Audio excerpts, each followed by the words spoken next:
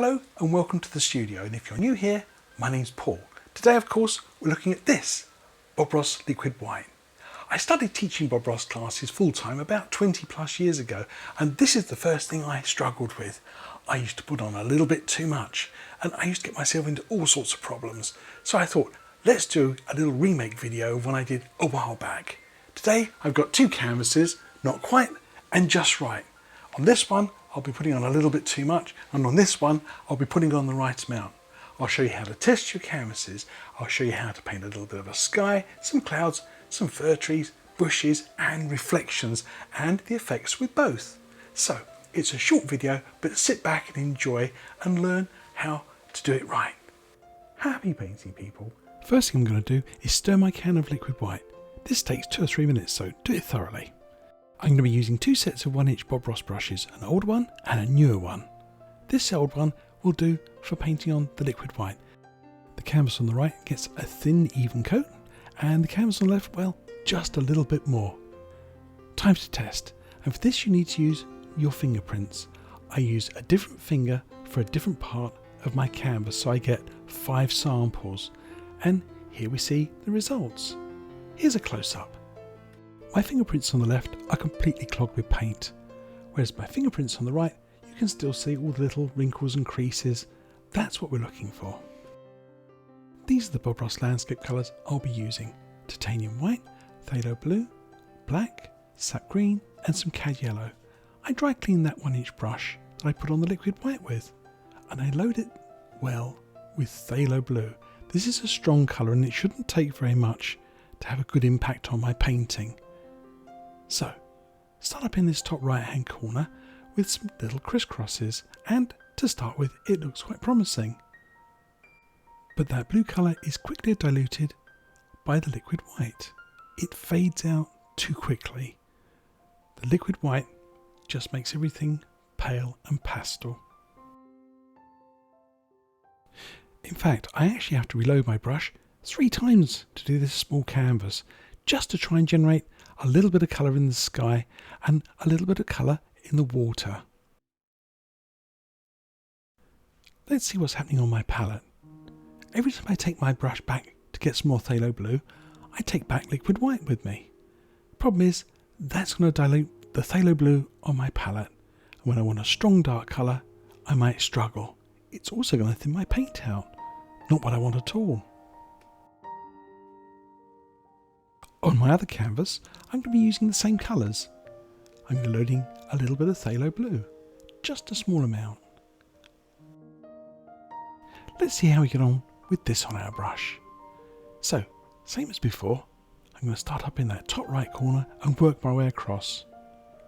Look at that. Strong blue colour, and it stays strong, and I hardly pick up any liquid white on my brush. In fact, it's so strong, I can even dry clean it slightly and carry on with it. I'll take a little bit more off my brush and then distribute that blue down into the water. It was just too strong. But that's how it should work. You shouldn't need to keep adding more and more blue paint to your canvas. That looks about right. Back to my not quite canvas for some clouds. I've got a clean fan brush. I'm going to load it heavily with titanium white paint. I'll scratch a little outline where I want my cloud to live. And I paint it using little letter C's. This is a technique I use on all my other demonstrations and tutorials. But the problem is, I can't get much to stick. My canvas is just too wet. There's not enough blue colour there, so the contrast is off. And try as I might, I find I'm picking up more blue than I'm leaving white. Maybe I didn't put on enough phthalo blue, so I actually did a second not quite canvas, and this is it. I've put lots of phthalo blue on here. I load my fan brush with more white paint, and again I make little letter C's. But as you can tell, I'm in no better position. I'm just picking up more and more blue, contaminating my white, and very little more sticks. So adding more phthalo blue isn't the answer. No, the culprit, I'm afraid, is once again excess liquid white. Let's try adding some white fluffy clouds to our just right canvas.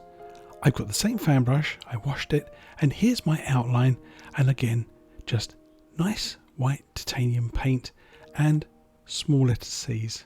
And the result, lovely white, bright fluffy clouds, even against a relatively soft blue background. And I pick up hardly any blue paint.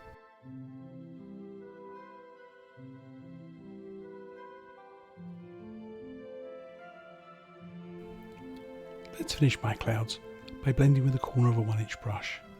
I think my just right cloud looks so much better.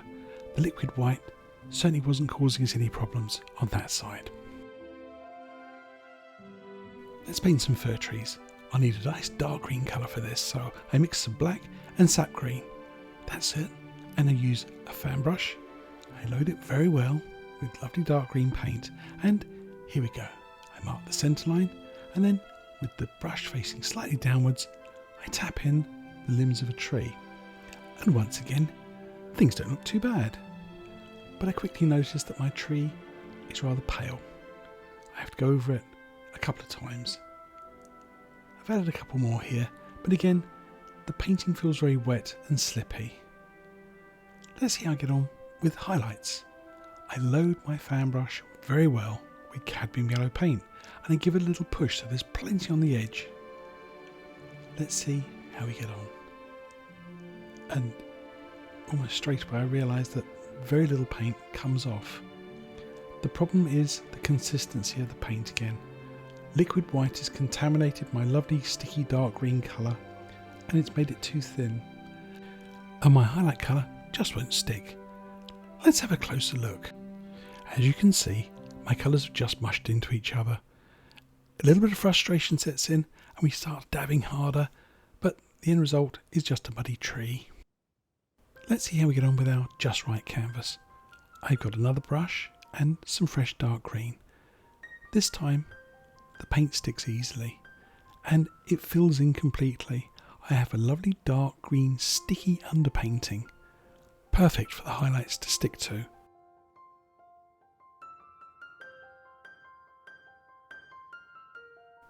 I load some more fresh cadmium yellow paint from my other palette, and again I load the edge very well, just the same as the first tree. And here we go. As soon as we touch, we find the colour sticks easily. I can get definition and detail on my trees without having to work too hard. The differences become very obvious when you put the two paintings side by side. My trees on the left look very muddy and mushy. The trees on the right, lovely and vibrant. Let's add a nice bank underneath these trees. At first glance, the not quite painting looks pretty good. But the problem starts when we try and add highlights. Again, it's too soft.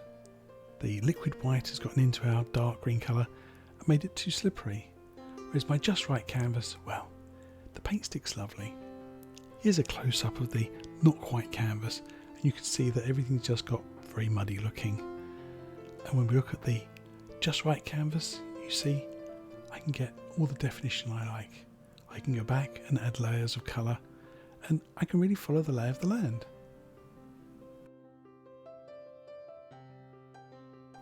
Reflections are, for the most part, the one part of our painting which isn't so badly affected by a little bit too much liquid white, but there are some drawbacks.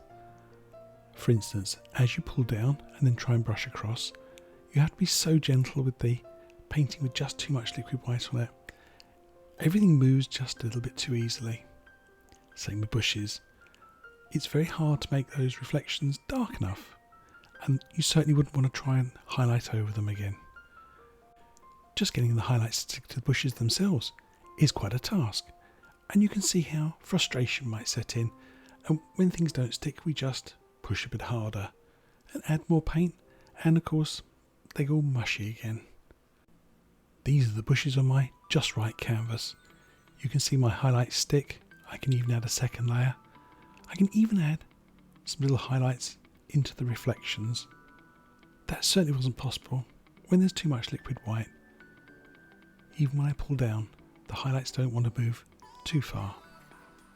But you still have to be gentle.